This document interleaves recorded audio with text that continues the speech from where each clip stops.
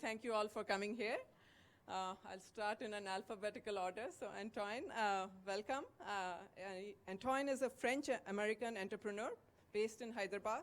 He co-founded StanPlus, a Singapore, India-based startup that is improving access to ambulance and medical transportation. Antoine scaled the business through various phases of growth, driving the execution and raising several rounds of funding, friends and family, angel investors, strategic investors, and venture capital funds. I think we can learn a lot from you, Antoine, and look forward to your conversation. You are the only one representing the startup diaspora here, so welcome. And I understand you've been to Rajasthan as well and done some work there, so look forward to some interesting experiences. We have Eric here. Eric Moinier has been in charge of Keolis Hyderabad, the Operations and Maintenance Contractor of the Metro. He notably supervised the commercial launch of operations of the 30-kilometer section between Miapur and Nagol in November 2017. So if you're traveling on that road and you know that you don't encounter traffic, you can thank Eric. He's well-versed in all kinds of support functions, human resources, IT, and has occupied roles in different environments in many countries. So Eric, we look forward to hearing your experiences, not just from India, but also abroad. So welcome to ISB and to this panel.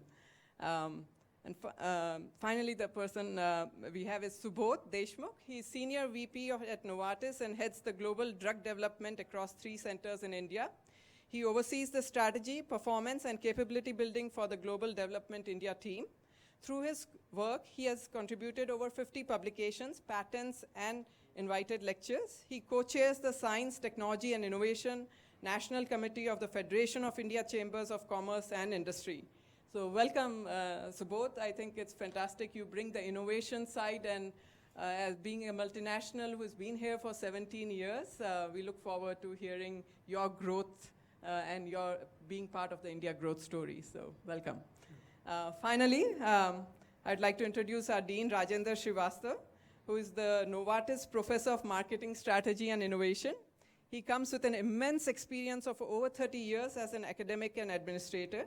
He has been involved in launching many programs, and not just at ISB, across the globe. And I'm sure Raj will talk a little bit about those experiences, the many postgraduate and doctoral programs.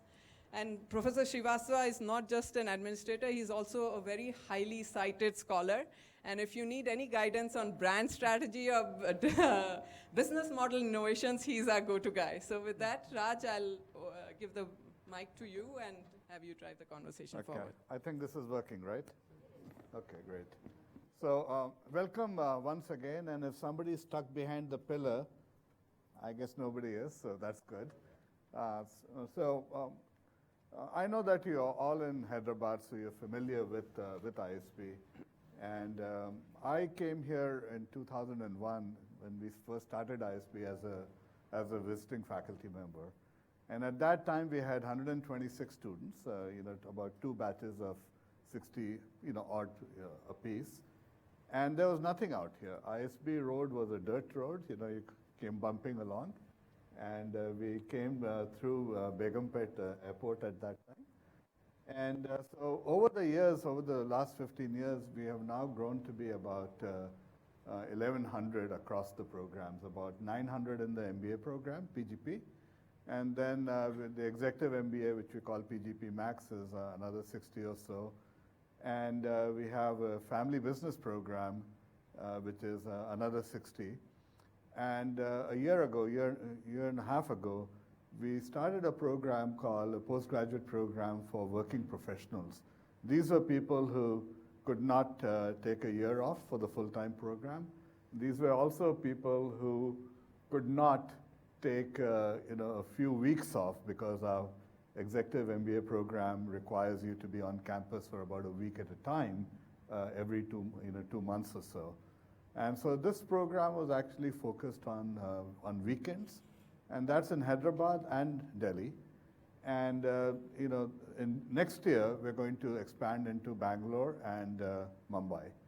And so then we will truly become the Indian School of Business, and so covering the four major metros.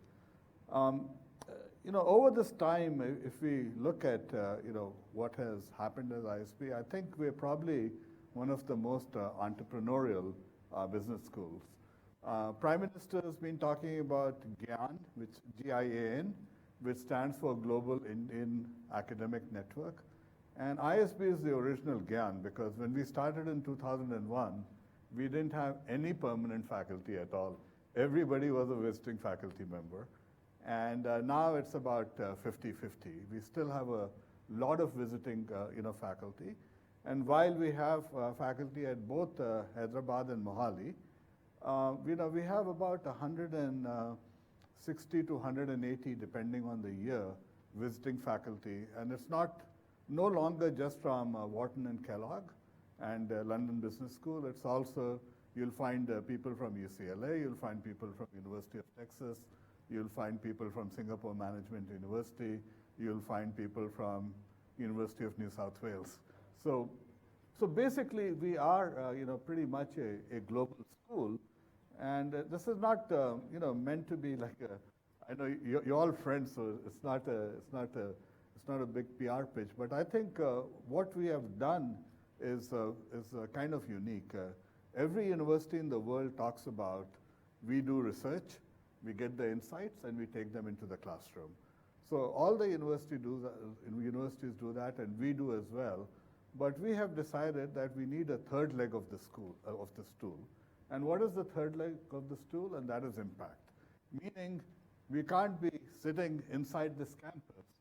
And unlike engineering, unlike physics, which have labs in the campus, our lab is actually the city.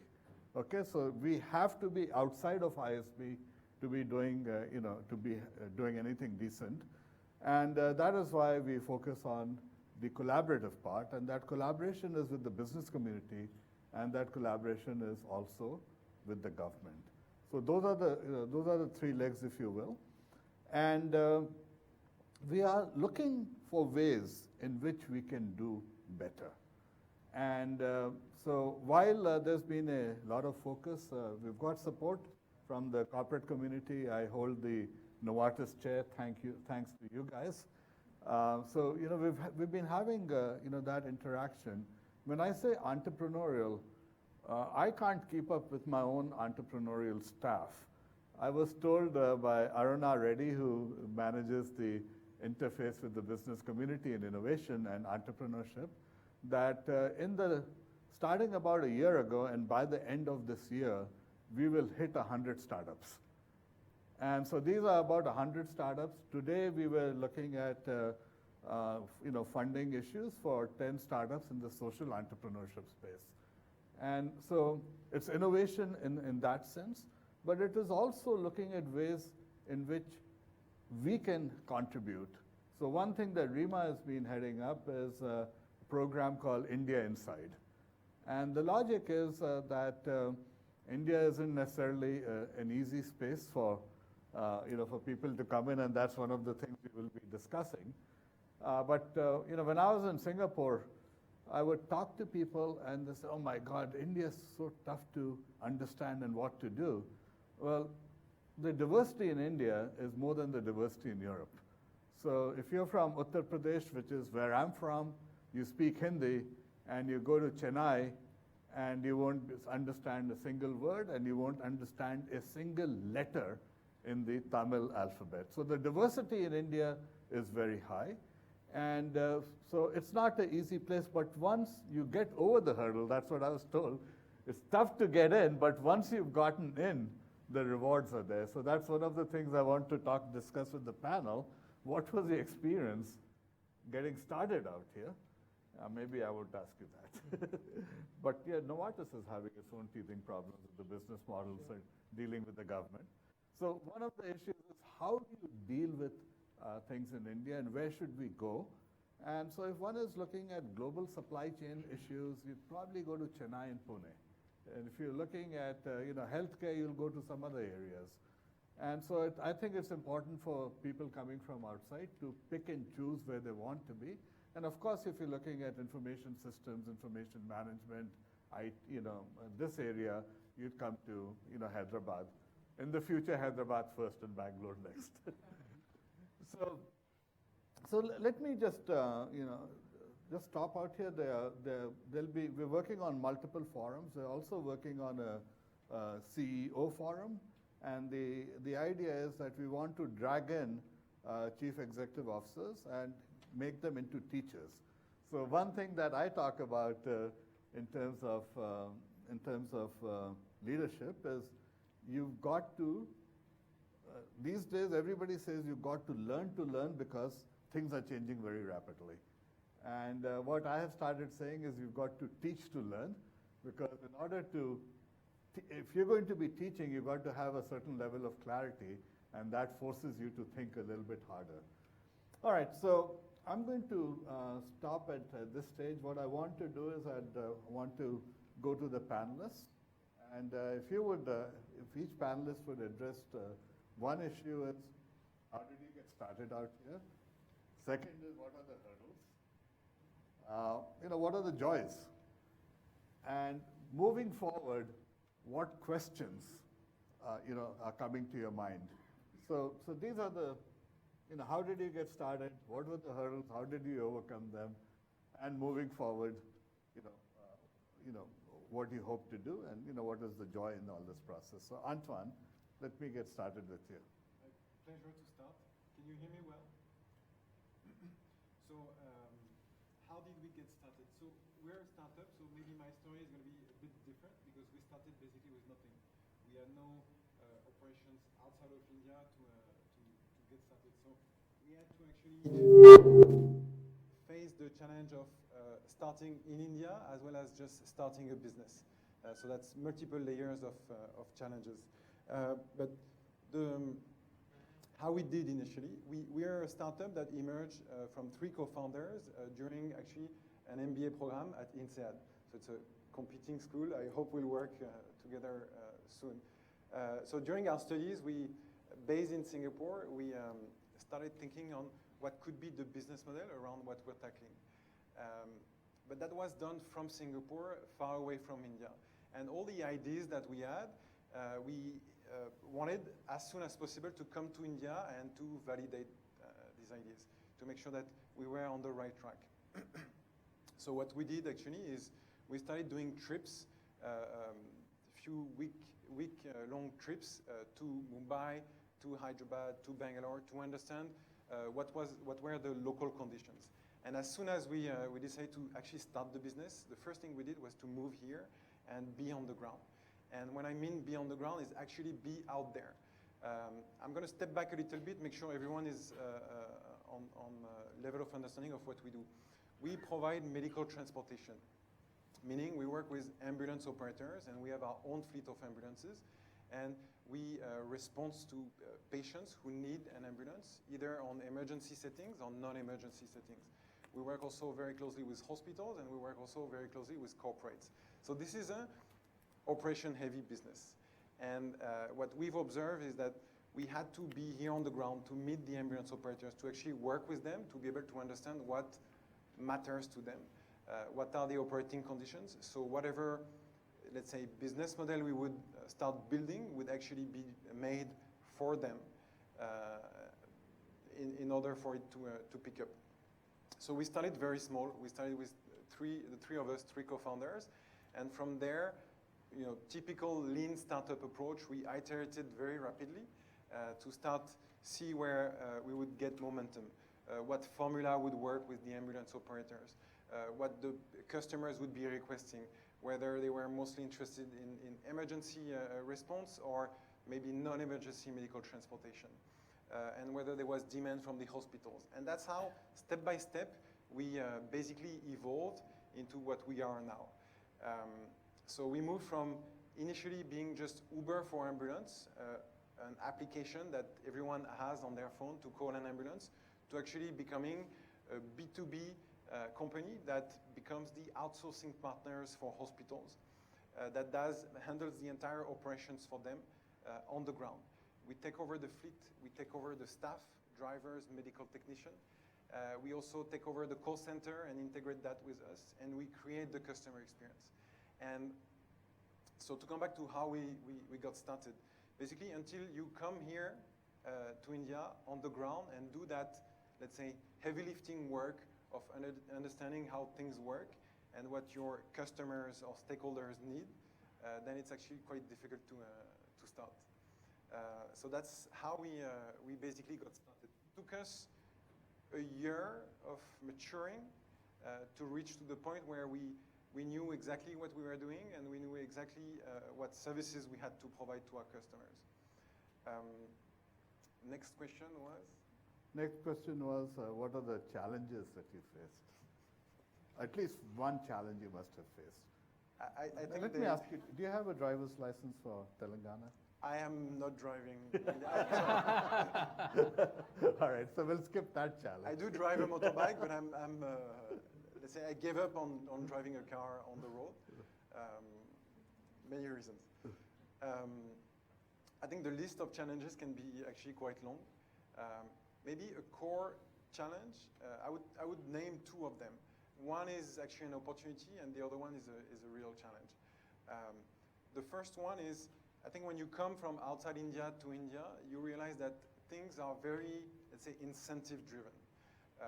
When you create a relationship with someone, with a business partner, with an employee, with someone you have to do business with, you need to clearly understand what matters to them, and you need to design your offer accordingly.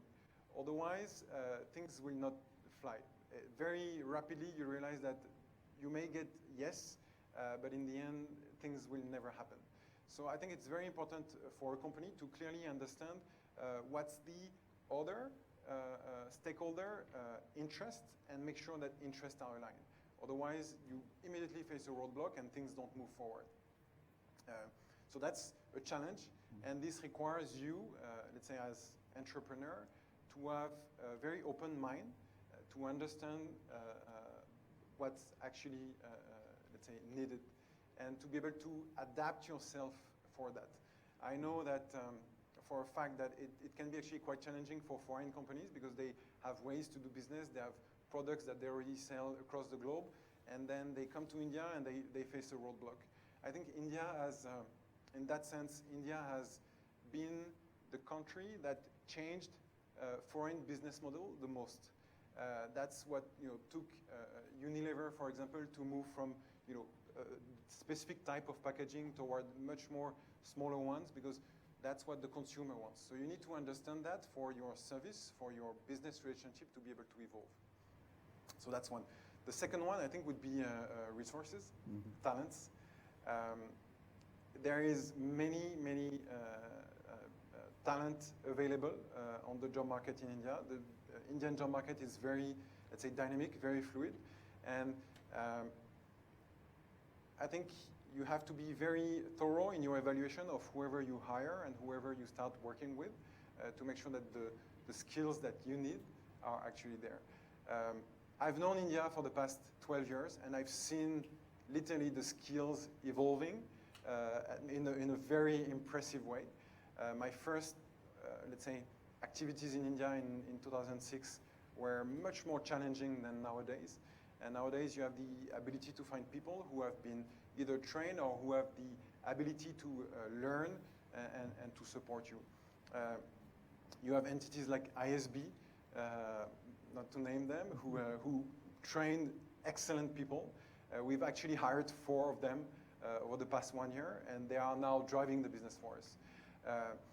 Skills matter at any level in the company, at top management level, but also on the ground. And actually, where things usually do not work in India is at the ground level. Because it's very easy to get a yes in return of a request that you have, but it's actually quite difficult to get things rolling, to get work implemented. So we, as a company, actually had to design specific training programs to make sure that we would skill up our resources to get what we expect out of them. And I'm talking about drivers here. I have a dedicated training program for drivers. I explain them, so I kind of recheck their driving skills. I make sure they have a defensive driving, which is, let's say, confident enough, because when you drive an ambulance, you have to be very dynamic on the road, but you can't make mistakes. But we also train them on some basic medical response to make sure they are also useful in case of emergency. We also train them on how to clean the ambulance, how to perform quality check to support our operation and make sure our quality of service remains at the top. And we do this with medical technicians, we do this with call center operators, with our let's say, patient counselors, which are who are in the hospitals. So a lot of, you need to be cognizant about the training and the skills requirement of your workforce and make sure you train them. So these are the two core challenges. Thank you. Looks like you've been through quite a journey. And I presume from Hyderabad, you'll be expanding in other. Exactly. So So having learned, this is your test market, and exactly. so it gives you a launching pad. I mean, we can detail that later, but we are in Hyderabad, and from Hyderabad, we actually went deeper. A lot of companies go from metros to metros, and we decided to go from a metro to the smaller cities. So we are in 8 districts around Hyderabad. We're in a city like Vizag, which is moving very fast, or even Tirupati in the Andhra Pradesh belt. So anyway, that's a different topic. We'll come to that. Eric? Yes, good afternoon all. Can you hear me well? How did it start? So first it started end of 2012, at a time when after several assignments in Europe, because I lived with a family, we lived in Spain, we lived in Hungary, we lived in Sweden, and I was about to move to Italy actually at that time. And then there was this opportunity for my group, Keolis, to start, to be part of the startup of the contract of metro rail services with Larsen Toubro in Hyderabad. And then I told my wife, look, we've been in many European countries. Europe is nice, we know Europe, but many things are happening at the other side of the world, and it seems that India, its population, its growth, it would be great if we move to India. And finally, to my surprise, after some discussion, she accepted, and we moved in 2013, and we've been here for 5 years. I want to show you, I have my driving license of Telangana. I would mention that my company initially did not allow me to drive in India. I think it was even in my contract. Then I said, okay, if I'm here after 2 years, if I want to be a bit autonomous, okay. But I don't drive that far. I drive in the neighborhood. So how did it start? It's a bit less a self-entrepreneurial story as Antoine was saying, because we had a contract. My company is Keolis, is a subsidiary of SNCF Group, which is French Highways, okay, like Indian highways. And they got this contract, the first in India, to operate and maintain the metro rail of Hyderabad, but be involved quite at the beginning, at the early stage, to review the design, doing some consulting activities, train the staff, make sure train operators, which are drivers basically, station controllers, maintenance staff are competent. So all staff, most of staff in the metro rail is ours, actually. The business model is that Larsen Toubro is the developer. They invest in the facilities, they're making huge investment. It's a PPP, it's a public-private partnership. They have a concession for the metro, and they give us the operation and maintenance. So we are taking over the assets and operating the assets for some years. Now we have still a 5-year contract ahead of us, because their core business is not operation and maintenance. Okay, so they requested to have this, let's say, expertise in operations and maintenance. So because it was the first contract of the group in India, it was quite challenging. So at first, of course, so we started, we were like, I was a 7th employee, we were a small team, project team. Now we are more than 800, soon 1,000, plus many subcontractors. The cultural gap, of course, was quite significant compared to what I have lived in other countries. And so this is relative, I mean. One first thing which is important, and if if I see my experience in other countries, is that here people speak English to do business. If you see, and most documents are in English. In the project, we have a lot of people from different regions of India who sometimes speak English between each other because, okay, this is the common language. So this makes things, I would say, quite easy. When I was in Hungary, you know, it was quite hectic to interact with the old staff. When I was in Sweden, even if Swedes are very good in English, all documents, contracts were in Swedish. So it was not that easy. So this facilitates a lot. Now, frankly, even after the 2 days cultural program about how to behave in India and so on, well, you face many issues. And it takes time to adapt, to adjust, to understand, for instance, because in our business there are a lot of contracts and agreements to understand, for instance, what is the weight of the contracts compared to the word, the trust.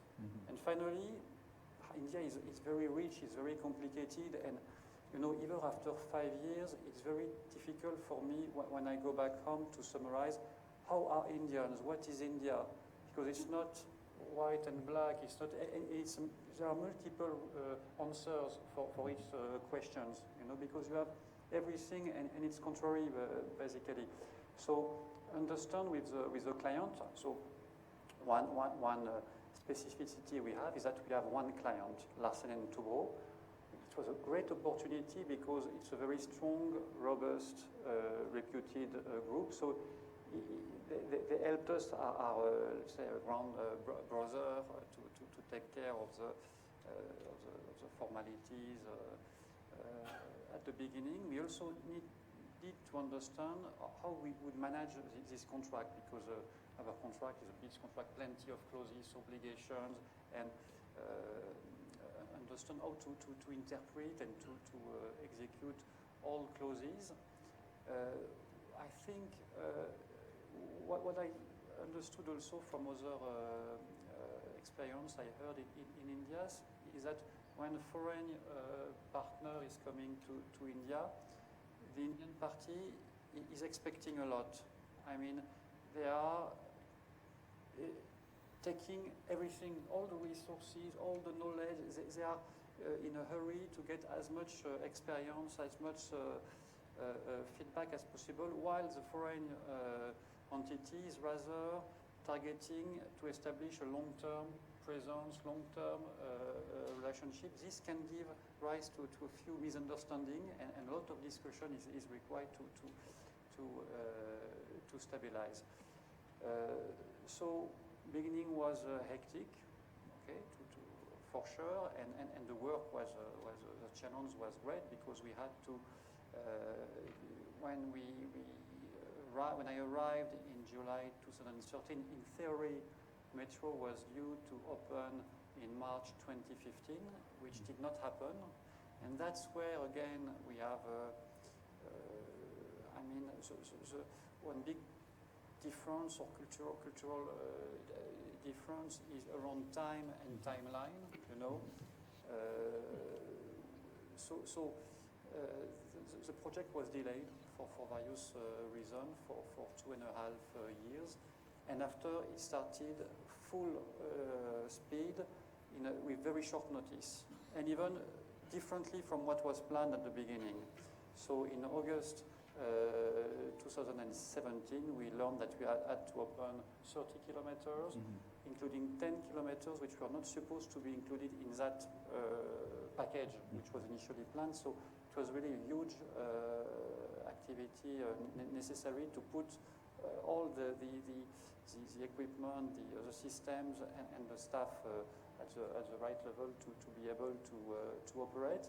And I'm already in the game. What you can see in India is that if things can, I would say, go very slow at sometimes, you know, and well, you expect something to happen, it does not happen, and is difficult because you have to explain to your shareholders back in Paris or in other country what's going on. It's difficult to explain because it's good if they can come from time to time, experience, understand what's going on here. If this happens, on the other hand, things can go much quicker than in Europe. And I take the example of we had a big station, the Interchange station, which is Amirpet. 1 week, 2 weeks before the opening of the metro in November 2017, experts from my group were coming to Hyderabad, and we said, no, there's no way. It cannot be ready by the date. So, and finally, it was ready. Workers were there, night, days. It worked. Was it what we call jugad? Was it the Indian effect? But it worked and was successful. And this would not have been possible, I think, in another country. Now, list of the I prepared because it's a topic we like to discuss, and I thought a lot about the gains and the pains actually of being in India. I could elaborate a lot about the pains. About the pains. Because of course, a lot of challenges are coming, and this list is about 20 items, by the way. Yeah. So, and I don't want to do this exercise now. I think cultural gap, different understanding of the timeline. Understand that things can go slower, can go quicker. Also, recruitment is quite an issue. Recruitment because and the volatility of people. It's recruitment and retention also of people. My first, let's say, surprise was that I was expecting very much. It was, I think, a finance and account manager. I was happy to have found the right person, and the day was supposed to come, and just no, he's not coming. And so I said, why? He was due to come. This happens. I was not prepared that, and it happened in other occasions. So now I'm very much careful when we hire people. I always think, okay, there might be a chance that he does not or she does not turn up. It's possible, more than in my previous experiences. I would say safety, of course. When you run a metro rail, main concern, main priority is safety. And of course, in India, it's a challenge because many people do not behave in a safe manner, even for themselves. And we, as operation and maintenance contractor for metro, we need to make sure that all the staff has a safety mindset, safety behavior, and this takes time actually. So we push the staff, for example, to wear helmet when they drive bikes, to put their belt on in a car and so on. But so many times, you see the staff coming to the office without helmet and just put the helmet when they go through the gate. So, and this is a pity, but it's a permanent struggle to inculcate this culture, which is mandatory if we want to achieve our objective to implement a world-class metro. It's me summarize. Opportunities are great, growth rates are great. English enables. And I would say, one thing I would say also is the way you are welcome and attended as an expat, which is not always the case. People here, local, think it's good to have expat because you can learn from expats and you can have a good exchange. You can. It's not always true. No, I'm glad you added that. Yeah. I spent 8 years in Singapore, and whenever I met with Singaporeans, it was always at a restaurant. You don't get invited home very often unless you get to know them really, really well.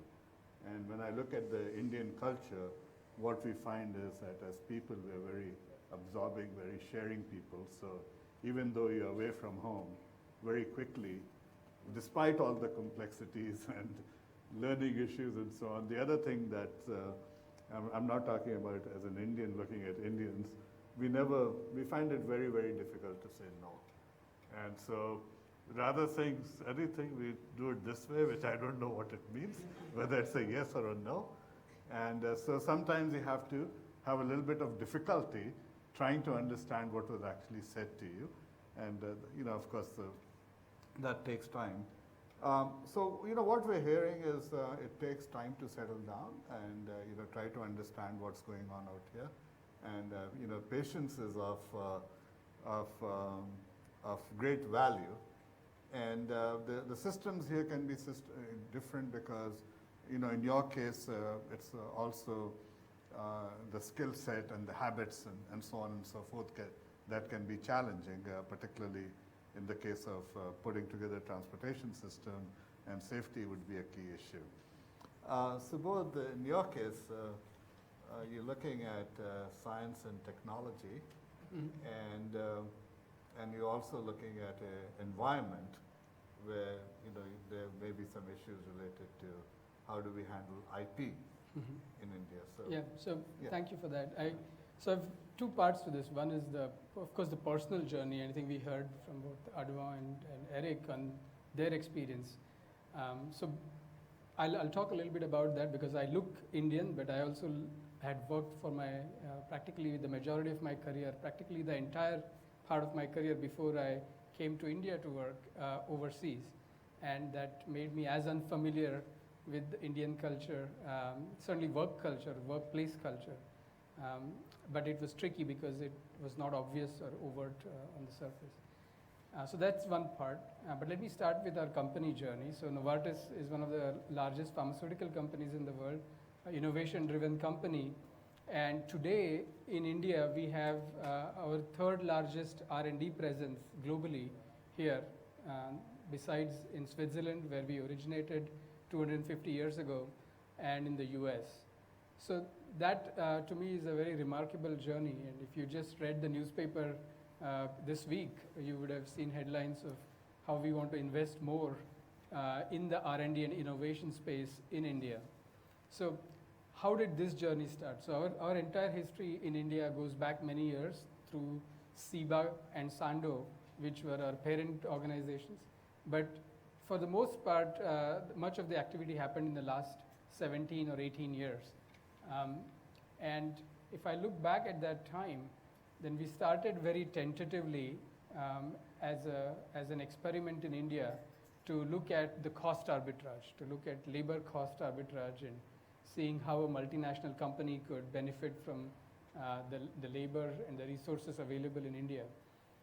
From that point to today, where we consider our India presence really central to driving innovation, that's a huge change. And I think in the company also there has been a massive change in mindset. But all the steps that were mentioned earlier, we have gone through as an organization in terms of understanding what's possible and what are the challenges as you scale. Specifically in Hyderabad, we set out about 10 years ago to start a R&D presence. And today we have 2 sites that are catering to a lot of digital activity and data-related activities for our R&D work, and also for lab-related activities in Genome Valley, which is an area that's about an hour and a half away from here. So different kinds of challenges and opportunities in that journey. I will say that some of the points that Eric raised around timeliness and having staff that really understands what they need to do was something that had to be trained, and the training curve for that was different than what you may expect even with people with good qualifications from Indian companies walking in the door. So we had to plan for that in our startup phase. So we have this Genome Valley facility I mentioned up and running for 5 years now. And when we started out, we spent the first 1 year in an incubation phase, where all we did is we had a series of expatriates who came in, taught best practices, and made sure that from an ethics perspective and a R&D integrity perspective, we were set up as well as we could be from in any global center. And this to me was an investment that was, was well justified, because shortly thereafter we went through multiple international body inspections for our facilities, including the US FDA. And again, if you read, the Indian industry is not necessarily best known for its quality standards, and particularly in our domain, which is pharmaceuticals, it comes up once in a while. So we wanted to be sure that our operations were really amongst the best in the world for Novartis, and that's the journey which required a little bit of investment and delaying the initial productivity phase till we got our act together and had the best systems and best trained people. And that did require some special measures, again, different than what was mentioned by Aduva in terms of training drivers. In our case, it's laboratory scientists and systems that capture data and verify data and so on. So today, though, we are at a stage where we are conducting enormous amounts of activity that touches patients across the world, from the work that is done in this lab facility located 65 kilometers from here in a fairly remote part of India, one might say. And we have that confidence over time that these measures have led to excellent quality. And then the surprise was that there is actually world-leading productivity coming out of this site. And that then brings me to tie in the component that is talent. The talent and energy that we saw over time in our associates in India was really interesting. And today we use some of the models, for example, of operational excellence and innovation that are generated out of our sites in Hyderabad to be shipped globally. So I think if you look at a 5-year journey to get to this stage, it's pretty remarkable that that's possible as well. So the takeaway or the learning I have from that is, if you look at it, it's like an S-curve of evolution, where your initial ramp up is slow. There is a lot of verification, a lot of hand-holding with international colleagues and international sites which have done these activities. And then you get to a point where there is a breakthrough and you can drive more things. So at a professional level, I think that's been the journey that's been fairly satisfying. On a personal side, I moved to Hyderabad a couple years ago with my family, and it was almost just as foreign as many of you here who are non-Indian might feel, because not familiar with the language, culturally very different. I do not personally like or can tolerate very spicy food, so that was a challenge. So these are some of the things that I think we worked through. Of course, the driving and the traffic are legendary, so I won't get into that. But I think broadly speaking, if we look at my organization, one of the things that we are very actively trying to do is to make our center and our presence here more international. And what we mean by that is to attract talent from overseas within our company to come and work here and grow here. So some of the work that we have done actually with the ISB, for example, is to try to lead in that direction. For example, we've done some higher education for executives in the area of digital tools and applying digital technologies to our work. And ISB conducted that workshop. And the hope is that down the road, we would make this an international event where colleagues from across the world, from US, from Switzerland and other parts of the world would come and be based here and undergo such trainings. So I think we still have a ways to go. If I look at just the number of international colleagues that we have for Novartis today here, it's a handful. It's still quite a barrier to have them settle and feel as comfortable as they could feel in other parts of the world, whether it's China or Japan, and even some parts of Asia like Singapore. So we're working actively with the government on this. In fact, just yesterday we met with the Industries and Commerce Minister and brought this point forward to him, and he was very supportive, because the state is very actively trying to court many companies, including technology companies. Of course, the big names the Apple and Googles of the world. And I do see that there is a need to make expatriates more comfortable at a personal level in Hyderabad. Again, such that there could be strong communities that could be more integrated within the city fabric. So I think that's a journey that I would like the city and the community to take on for the next several years. Thank you, Subodh. This is a warning to the audience. We at ISP are prone to doing things like cold calling. This event is about you, about how ISP can work better with the expat community, but also how ISP could perhaps be a hub for the expat community. So we will, do these events more. And so one quick, I see that even for somebody who was born here, and I was certainly born an Indian, and I don't know how many years you came back after, but I was outside of India for 40 years. And a lot of people ask me, are you crazy to go back? And so some differences, when I first moved to Singapore, it was very hierarchical. So I was provost at Singapore Management University, and I suggested something, because in the US we have a dialogue, and assistant professor is sitting at the same level of authority, if you will, as a dean, and we question each other. And I just made a suggestion that shouldn't we be discussing this? And 2 days later, I found it was done. There was no questions asked. I said, why was it done? Well, because you said it should be done. That wasn't the case. So that's Singapore, very hierarchical, kind of Singaporean Chinese. You come to India and you start a dialogue, and instead of doing things, people start asking the question, why? And so, that's an example of a cultural difference. Now, you mentioned scale. Mm-hmm. And just in the last, I'd say 1 month, I have run across many, many companies. I mean, if I take United Healthcare, you wonder, what is United Healthcare, doing in India?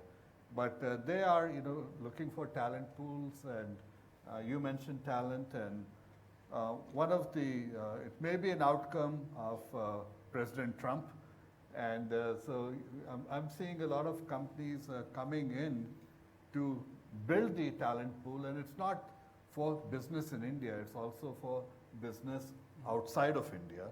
And there's a fair amount of learning taking place. For example, Amazon is looking at how to deal with the mom and pop stores as extended networks. And they've taken the business models that they've developed in India, and they're implementing them in Brazil and in Mexico.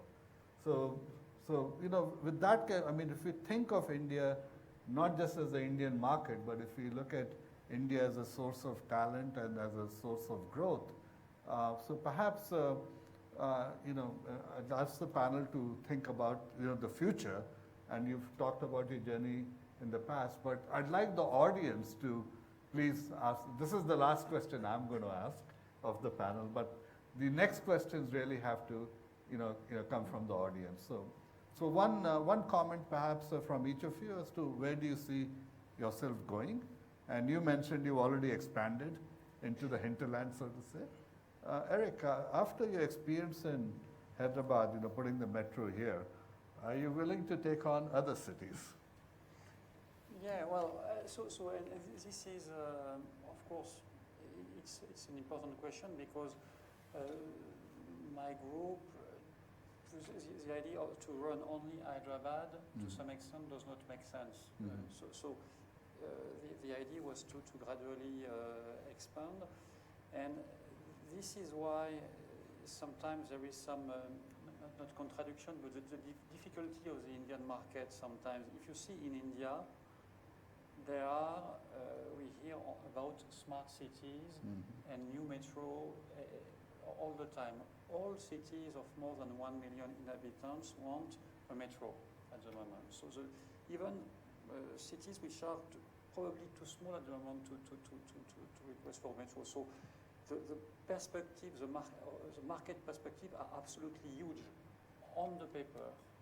Now, how does this translate into real projects which are viable, which are organized, where a private partner can come like us with a risk profile, an acceptable risk profile for the shareholder.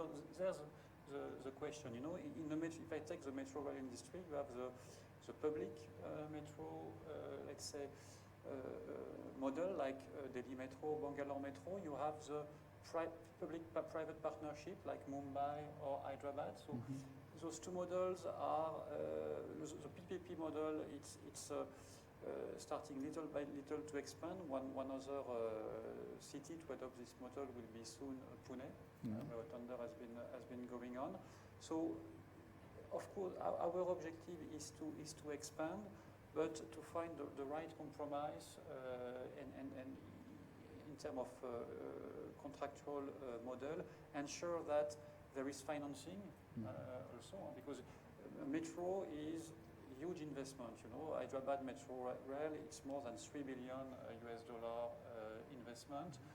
With and to balance against it, you have the fare revenue, a fare which may sound a bit expensive for some categories of the population, but the fare revenue cannot repay the whole investment easily. You need to have real estate development, or advertising, or other, let's say, revenue streams to finance it. So this is a difficulty, and probably the Indian PPP model is not stabilized yet. There was an initiative for the government last year, the new metro rail policy, to incentivize the states to go for PPP model, but it's still on a testing, on a learning curve, I would say. But definitely, we are already in contact with some other cities, and to discuss their needs, how they see things, and how we could expand to So the value that your companies like yours can add is incredible. You know, if you just think of the amount of time we spend in traffic, and if we can shave off 15 minutes each way, you know, that's half an hour, you know, per day. For 250 days, that's, you know, 125, you know, hours over the course of the year, and you divide that by 40, and that's 3 weeks, 3 working weeks. And 3 working weeks out of 52, you know, we could add 6% to the GDP of India if we could, you know, shave off 15 minutes each way. So, you know, the challenges are there because of structures, but the payoffs are really huge. Now, remember, I gave you guys the warning. If you guys are not going to ask the questions, we're going to do the cold calling. And so we're not... Vima, we're not getting any volunteers, so you're going to have to... While we wait for volunteers, I'll just ask the one part of the question that you asked earlier that I didn't answer, which was around IP. And that, so to us, certainly the journey forward is to generate more IP from India. I think both from a product IP perspective, but also more really the know-how, certainly in the data digital space, where we think there is excellent capabilities here, and connect that with the entrepreneurship that we see in ecosystems like Bangalore, like Hyderabad.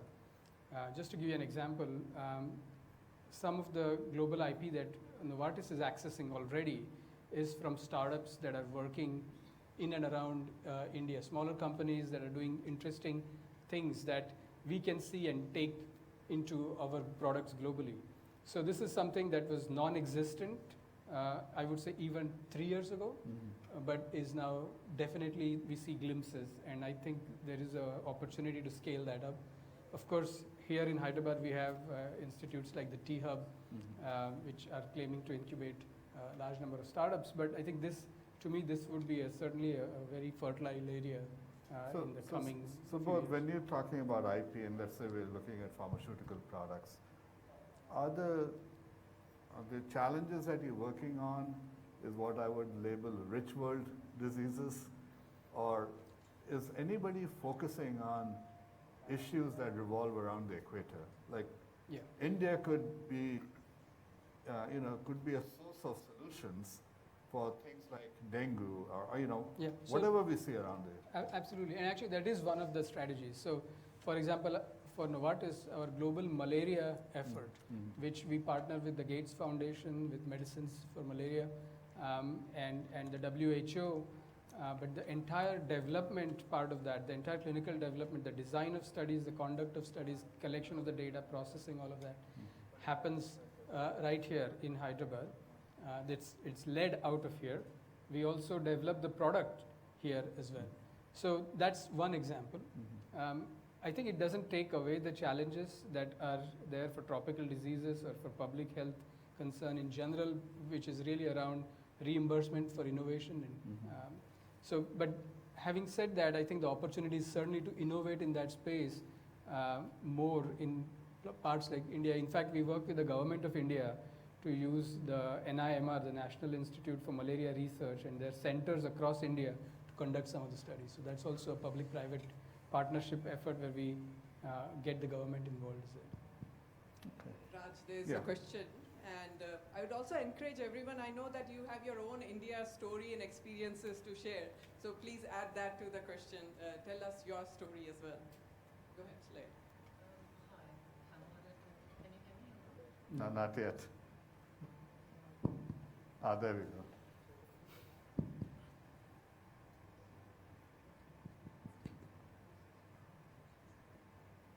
Sorry, I think this one's okay. All right, gentlemen, thank you.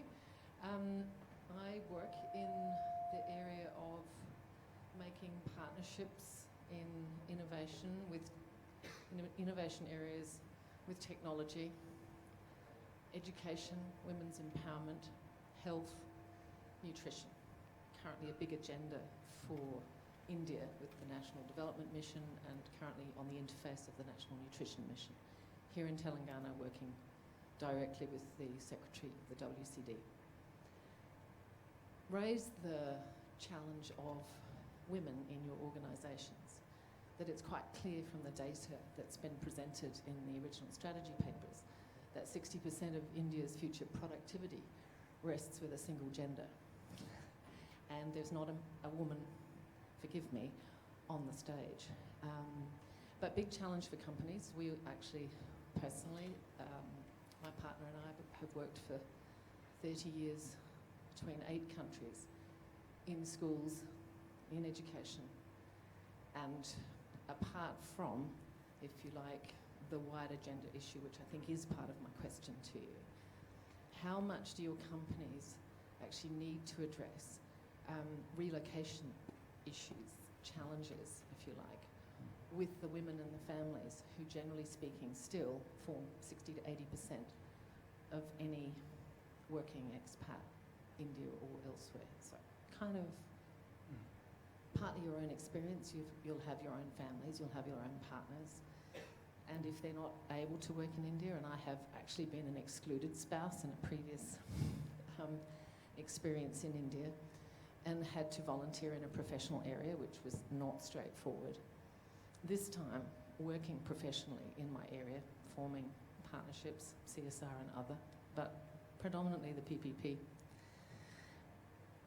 And missing something about effects on women within your companies, policies, how you manage that, how you're going to reach that, because that's actually a big challenge for new India and India's immediate tomorrow.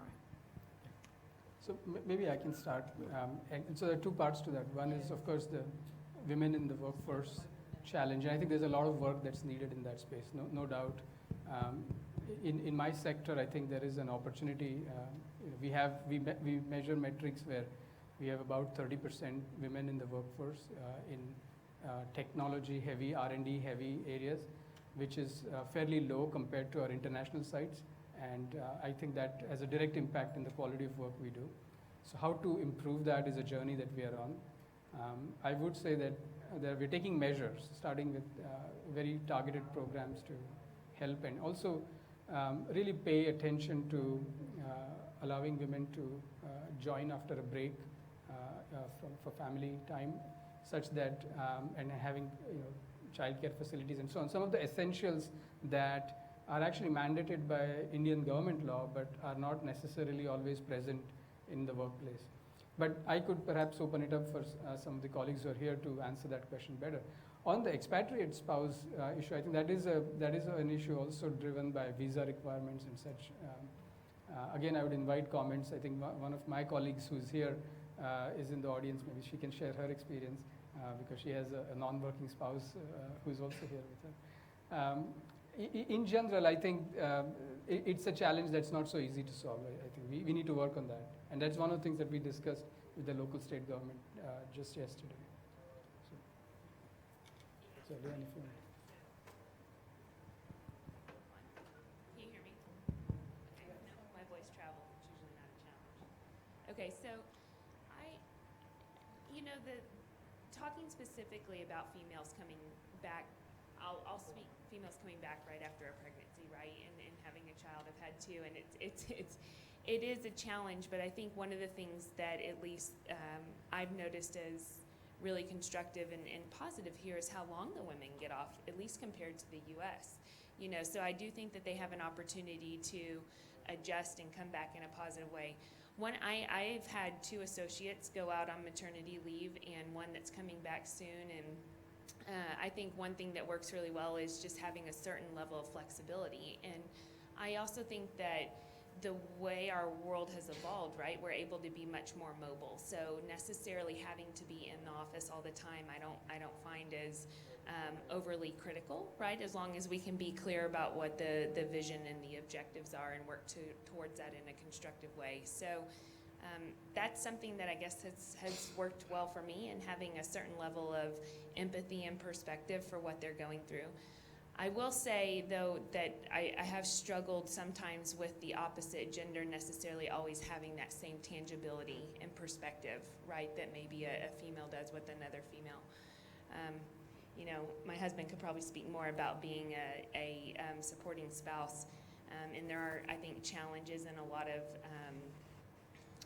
one of the biggest challenges that we probably faced was just the logistics of getting settled, right, and the differences there. So, have anything you want to add? I'll just add that moving over here to India, where you have to, you have a job in the U.S. and then coming over here to India, not being able to work or whatever. We just have a lot of rules and regulations about that. Makes it very difficult for an expat to want to come to India without the ability to work. So I'm trying to find things to occupy my time. And I left the workforce here for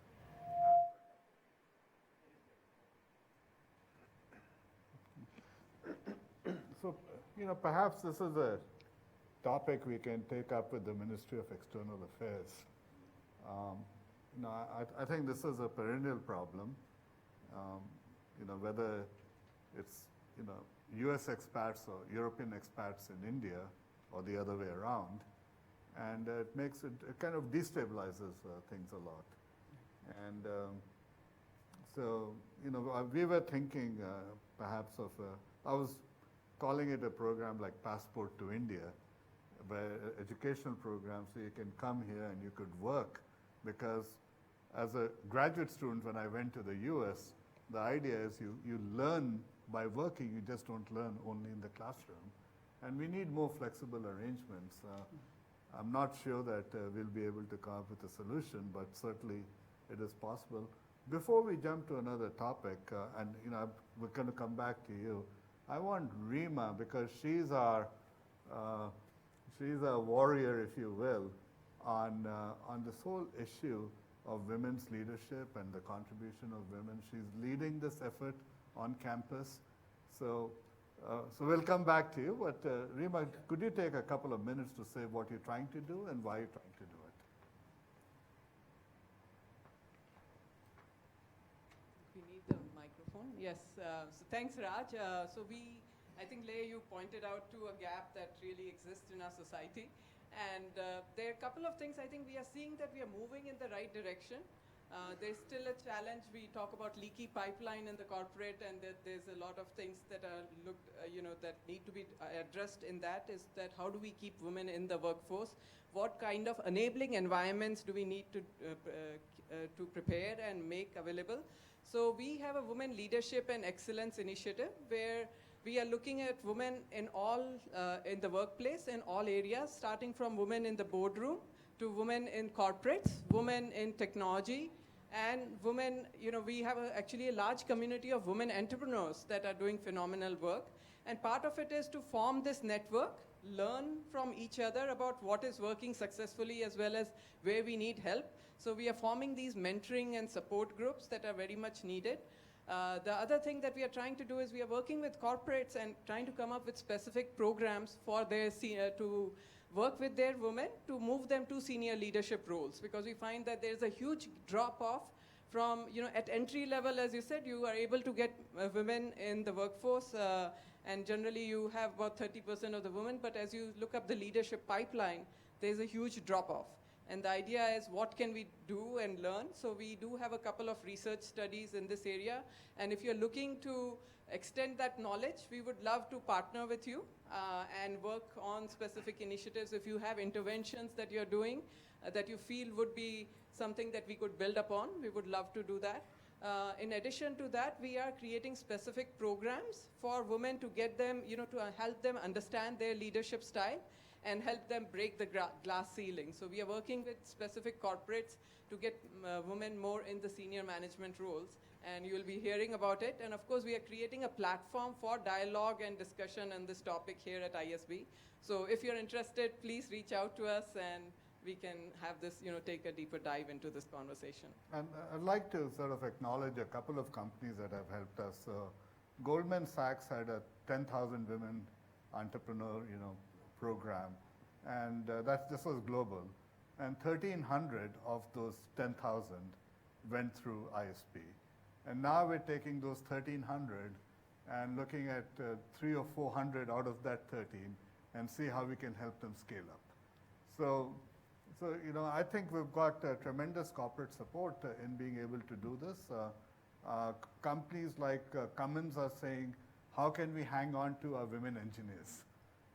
And so we are very, very serious about it. And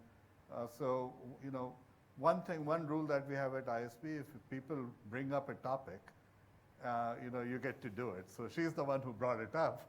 So now it's her baby. Thank you, Raj. Yes, and we look forward to your participation. I think part of it is, again, Raj talks a lot about it, is that we, as a business school, are very closely related with the industry and we work with the industry together. So if there are specific challenges that you are facing with respect to women engagement or women development, please bring it to the forefront. We'd love to engage on this conversation. And one of the areas we are also looking at is looking at the bottom of the pyramid and understanding what are the challenges there that women are facing. Well, and she has brought it up, yes, and next time she'll be on the stage. We will be on the, excellent. So I have something to add on. Yes. How do I turn this on? Hello. So one of the things that I've noticed coming here after having 3 children in the U.S. and working for some pretty phenomenal companies in the U.S., and this is very much a cultural thing in India, but something that is a little that I personally struggle with is the lack of acknowledgement of there being a 50-50 split of parenting in households. It's very much an Indian culture where everything falls on the women. I haven't heard the word paternity leave in India, where men are actually expected to take some time off and care for their children shortly after birth. And so that's just something that I wanted to share with you, and as you build this program, and as the companies that you're leading, there is a role in the children, and the father do have a role in the children's life and at home, and that also needs to be supported in the corporate world.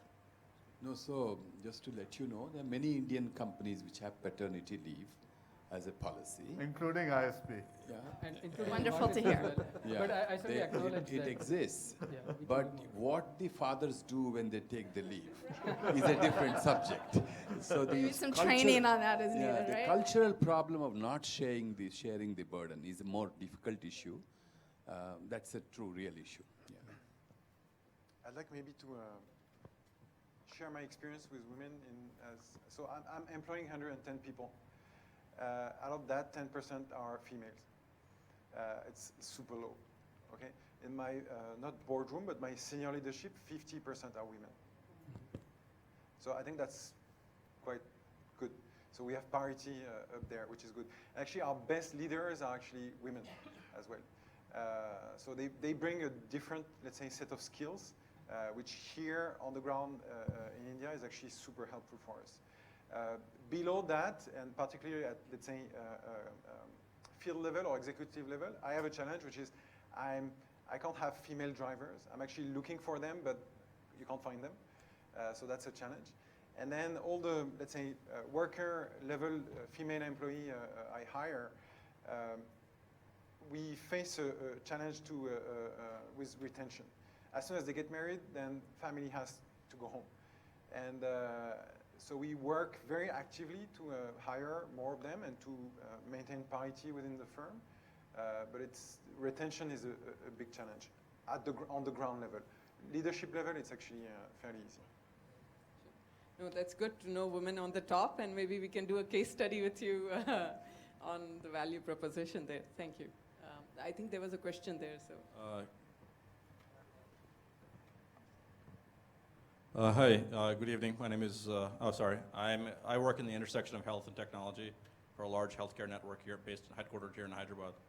My wife, who is to my right, we moved here from New York about a year ago, and it has been a challenge in different elements of the transition from the United States to here. Fortunately for me, my family is here, so it's not that big of a transition for me.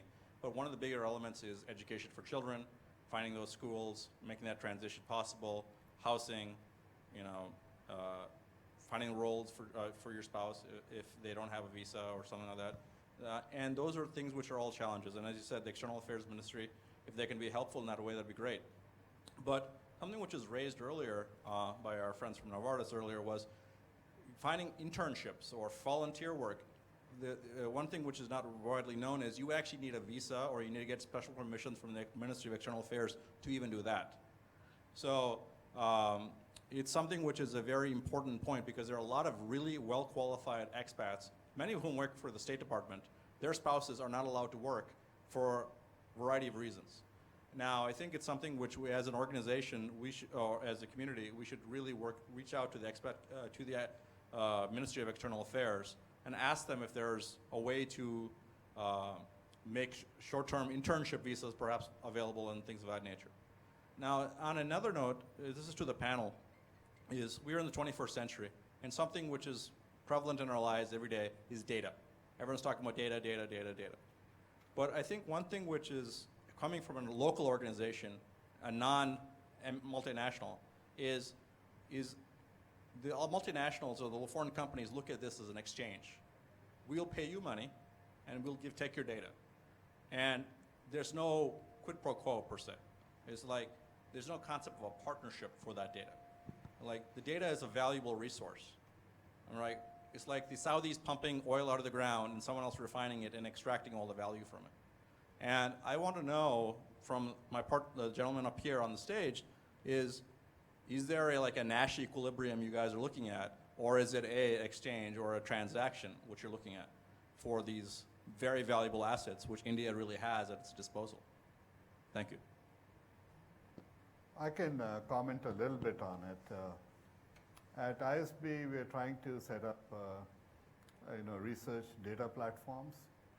These are, for example, in the context of healthcare, we're working with the Gates Foundation on this issue. We work with the National Stock Exchange. We have, quite a few terabytes of data sitting, with us. We're looking at working with an organization called UIDAI. This is the agency that is managing the unique identity, the Aadhaar card with the 10 fingerprints and 2 retinas. So we're looking at how do we use, that data. But we're also trying to position ISB as a place where other people can come. So this is not exclusively for our faculty or for our postgraduate students. The idea is that we want to make ISB, Hyderabad, a sort of a hub for analytics and see what's the role that we can play in this thing. I think this visa issue is really a pain in the neck because it looks like we have a lot of talent,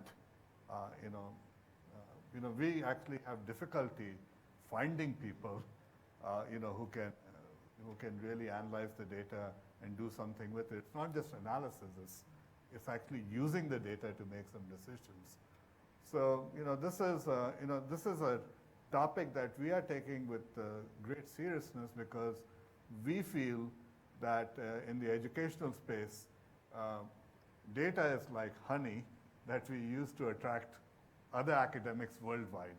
So it is absolutely critical for us to become a data hub for educational and research purposes, not just in India, but about India globally. And so I'd like you all to comment, I think.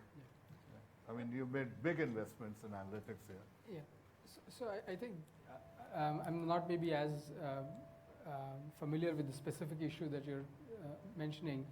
I think the data available in India is certainly valuable, and multinational companies are very careful about how they use it. Certainly in the healthcare space, because protecting and maintaining patients' rights and their right to the data is always important. To me, I think the opportunity with some of the global organizations is that those rights are upheld whether or not there are local laws in place. So for example, in Europe, there are laws called GDPR, which just came into effect this May, which are fairly exhaustive in terms of companies and organizations using personal data. So such standards don't exist in most of Asia, certainly not in China or India. And in that vacuum, I think you will have perhaps different models that different organizations take. That's a fact. I find that in general, in India, the public at large has very limited understanding of the value of their data. And that's one of the factors. So I think, to me, public action and legislation is a little far away because of that. And in the meantime, we as responsible corporate citizens can do a better job of doing all the right things, of accessing data, but in a way which protects individual rights. I hope that tries to answer some of the questions. Certainly that's what we do at Novartis. I think on the data issue, there's one other issue. One is the value of the data itself, let's say data pertaining to individuals. The other is, and people have been talking about data as the new oil. And sometimes, given the way I grew up as an engineer, I look at data as the new transmission oil, meaning how can we use information to make public services, how do we make processes more effective by using the data? So, as a management school, our focus should really be on the effective use of data, and whereas as individuals, we should look at, what's the value of our data and how do we preserve that. So that's actually a core, it's a very strategic development area for us at StanPlus, because we are a startup, we are very operational, as I explained, but we're also a tech-driven company. So we're deploying technology over operations. And the idea is to leverage technology and leverage data to improve the operation. And the outcome out of that is more efficient emergency response. So I'm not looking at the, let's say, financial value of the data. I'm looking at the operational value of data. How can I deploy my ambulances better so I ensure that within the city, I can guarantee a 15 minutes response time at any given point of the day. That's how we leverage data. And you can see the usage of data, particularly in India, I think applicable everywhere. And the reason for that is India and the consumers in India are actually much more developed, much more advanced in terms of technology utilization.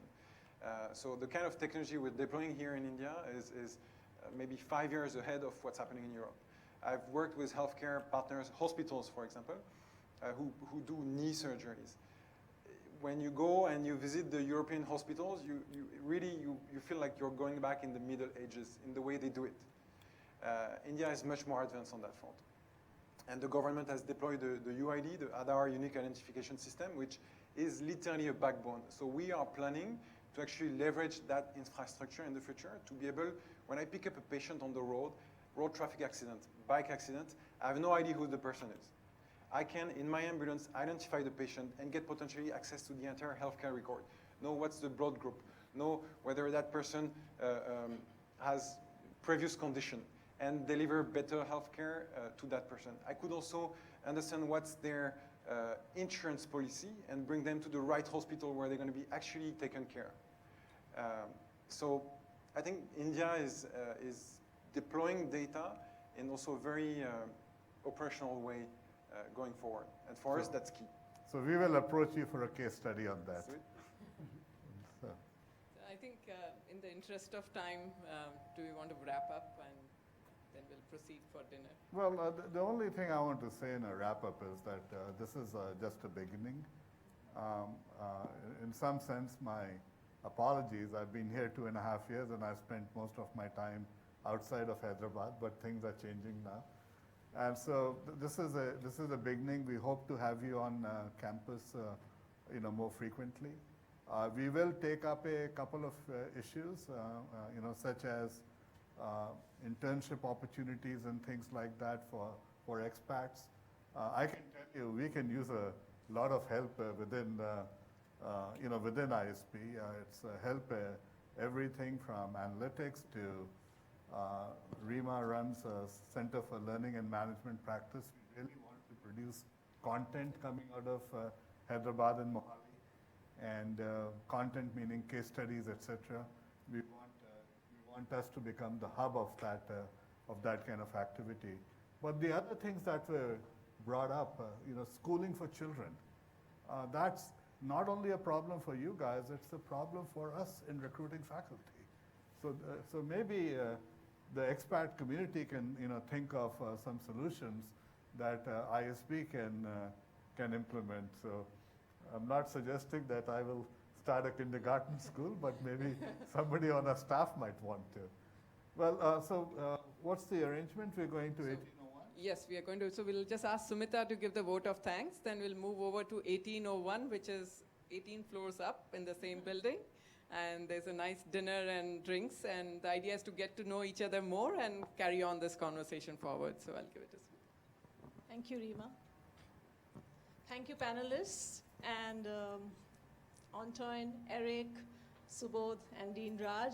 And many thanks to the audience as well for engaging and for really coming up and expressing your opinions, thoughts, and questions. This really builds the conversation, and we hope to carry this conversation through our dinner and eventually later on as well. You will notice a single sheet of paper on the table.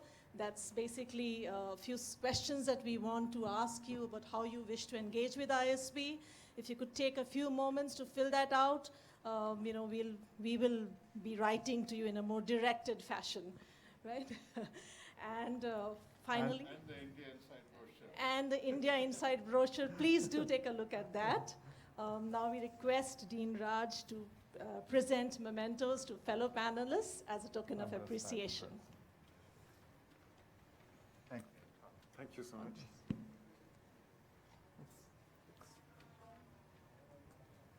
Eric.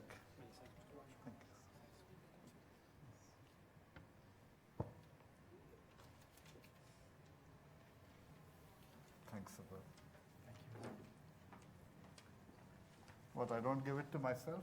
No, just kidding. We decided against it. We do want to acknowledge Yogini Joglekar. She has worked